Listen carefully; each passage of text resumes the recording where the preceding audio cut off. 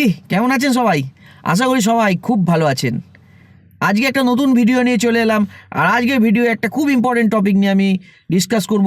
আমি কিছুদিন আগে চ্যানেলে একটা অলট্রোজের ব্যাটারি চেঞ্জ করা নিয়ে ভিডিও দিয়েছিলাম। আমার গাড়ি অলট্রোজ আপনারা জানেন, তো তার ব্যাটারি চেঞ্জ করার সময় বলেছিলাম যে অলট্রোজে কিন্তু ইএফবি ব্যাটারি কাজে লাগে।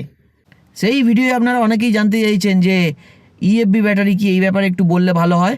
কারণ অলট্রোজে সাধারণত অনেক ডিলারই দেখা যাচ্ছে যারা কিন্তু যে 100D23R যে মডেলটা অ্যামারনের এখন সদ্য মার্কেটে এসছে ইএফবি ব্যাটারি, সেটা কিন্তু দিচ্ছেন না। তার বদলে 85D23R গো সিরিজের ব্যাটারি দিচ্ছেন, যেটা কিন্তু একদম নর্মাল ব্যাটারি, ইএফবি ব্যাটারি নয়।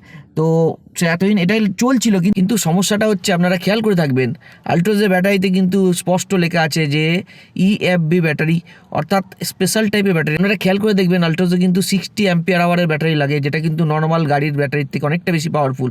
তো চলুন দেখে নিই ইএফবি ব্যাটারি কেন সাধারণ ব্যাটারির থেকে আলাদা। ইএফবির ফুল ফর্ম হচ্ছে এনহ্যান্সড ফ্ল্যাটেড ব্যাটারি। এই ব্যাটারি কিন্তু রেজিস্ট্যান্স অনেক লো হয়, যে কারণে চার্জিং ক্যাপাসিটি কিন্তু খুব বেশি হয়।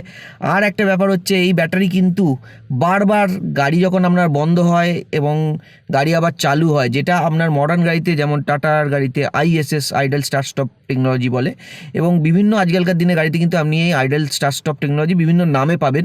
তো সেই জায়গায় বারবার গাড়ি বন্ধ হয় এবং বারবার গাড়ি চালু হয় নিজে থেকেই, ইসিউ দ্বারা কন্ট্রোল হয়। তো সেই জায়গায় কিন্তু ব্যাটারিতে শক লাগে এবং আপনার কিন্তু অল্টারনেটরের উপরও লোড পড়ে, এবং সেই জন্যই ইএফবি ব্যাটারি কিন্তু এই শকটা খুব ভালোভাবে ম্যানেজ করতে পারে।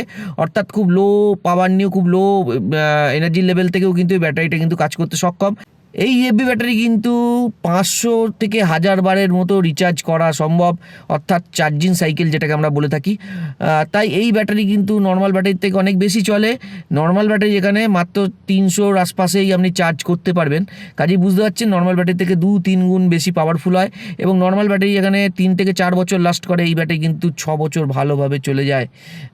তো যে কারণে এই ব্যাটারি কিন্তু একটা খুবই গুরুত্বপূর্ণ জিনিস। তাই গাড়িতে যদি আপনার ম্যানুফ্যাকচারের রেকমেন্ডেশন থাকে যে ইএফবি ব্যাটারি লাগাতে হবে, তাহলে অবশ্যই ইএফবি ব্যাটারি লাগাবেন। কারণ ইএফবি ব্যাটারি না লাগালে এমনটাও হতে পারে আপনার গাড়িতে আইএসএস টেকনোলজি ঠিকঠাক কাজ করলো না, বা অন্যান্য কোনো ইলেকট্রিক্যালস বা ইলেকট্রনিক্স ঠিকমতো প্রপারলি কাজ করলো না। কারণ এখনকার দিনে গাড়ি তো খুবই সেন্সার নির্ভর গাড়ি, কাজেই বুঝতে পারছেন। আর এই ইএফবি ব্যাটারি কিন্তু মেনটেন্যান্স ফ্রি ব্যাটারিও বটে, দামের খুব একটা ডিফারেন্স হয় না। তবে একটা জিনিস বলি, যে গাড়িতে কিন্তু আপনার ইএফবি লাগানোর কথা নয় বা কোম্পানি বলছে না, সেখানে লাগানোর কোনো দরকার নেই।